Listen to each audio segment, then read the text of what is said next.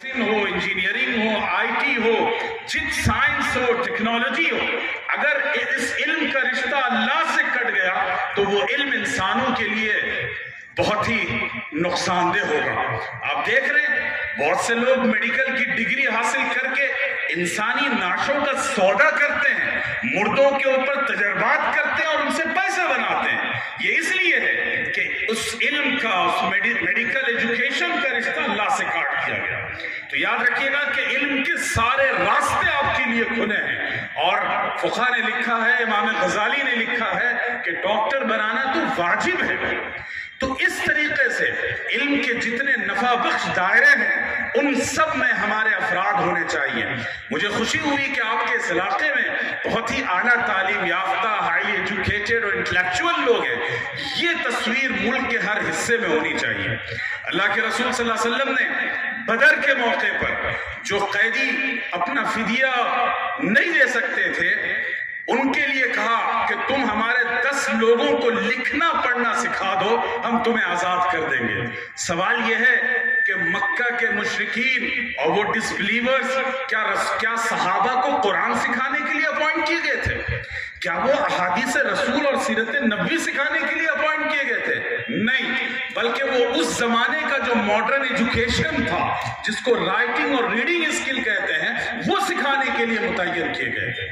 دیکھیے اس موقع پر جبکہ اسلامی ریاست کو پیسے کی ضرورت تھی، دوسری ضرورتیں تھی، اللہ کے رسول صلی اللہ علیہ وسلم نے ان سب کو نظر انداز کر دیا اور امت کو یہ پیغام دیا کہ اگر تمہیں فاقہ کشی سے گزرنا پڑے گزر جاؤ، لیکن علم حاصل کرو۔ اور آگے آئیے، صحابیات، یہاں خواتین موجود ہیں، میں آپ سے کہوں گا کہ صحابیات کی تاریخ پڑھیں اور ان کے روشن نقوش کو اپنی زندگی میں شامل کرنے کی کوشش کریں۔ ام المومنین حضرت عائشہ کا ذکر آتا ہے۔ حضرت عائشہ رضی اللہ تعالی عنہ ایک طرف حدیث کی اور فقہ کی ایکسپرٹیز تھی ان کے پاس، لیکن اس کے ساتھ ساتھ شاعری جو ظاہر اسلامی فن نہیں تھا اس کی وہ ایکسپرٹ تھی، ہزاروں اشعار انہیں زبانی یاد تھے۔ عربوں میں ایک فن تھا انساب کا، نسبوں کو یاد رکھنے کا، حضرت عائشہ اس کی ایکسپرٹ تھی۔ اس کے ساتھ ساتھ حضرت عائشہ نے رائٹنگ اسکلز اور کیلیگرافی سیکھی تھی۔ یہ سب اس وقت کے ماڈرن ایجوکیشن کا حصہ تھا۔ حضرت زید بن ثابت کو اٹھا کر دیکھیے کہ اللہ کے رسول صلی اللہ علیہ وسلم نے انہیں کہا تھا ہیبرو لینگویج سیکھنے کے لیے۔ عبرانی زبان جو یہودیوں کی زبان تھی، غیر مسلموں کی زبان تھی، اللہ کے رسول صلی اللہ علیہ وسلم نے کوئی بھید بھاؤ نہیں برتا۔ آپ نے فرمایا سیکھو، اور انہوں نے 1 ہفتہ 10 دن کے اندر وہ زبان سیکھی۔ بعض صحابہ کو رسول اللہ صلی اللہ علیہ وسلم نے فارسی سکھوائی۔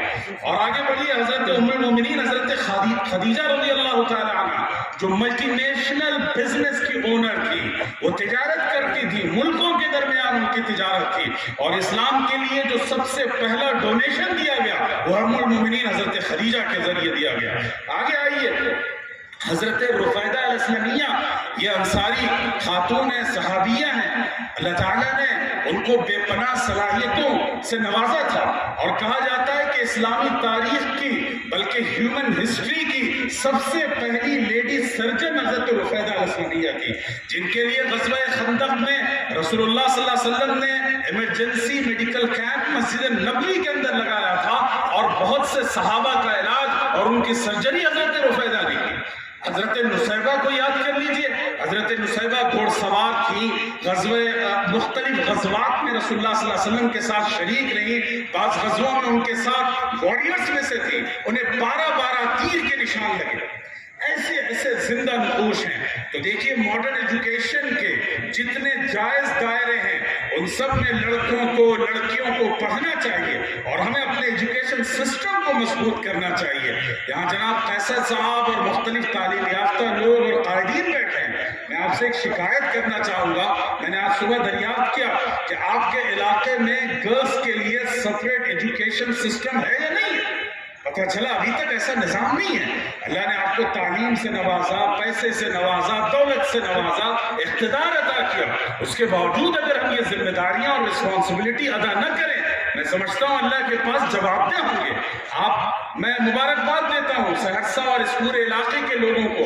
ارتداد کے جس طوفان سے پورا ملک جوجھ رہا تھا، ہمیں بتایا گیا کہ یہاں کے علماء نے کوششیں کر کے جو 25-30 لڑکیاں انٹرفیتھ میرجز کی شکار ہو گئی تھی، ان سب کو ان کے چنگل سے نکال کر ان کا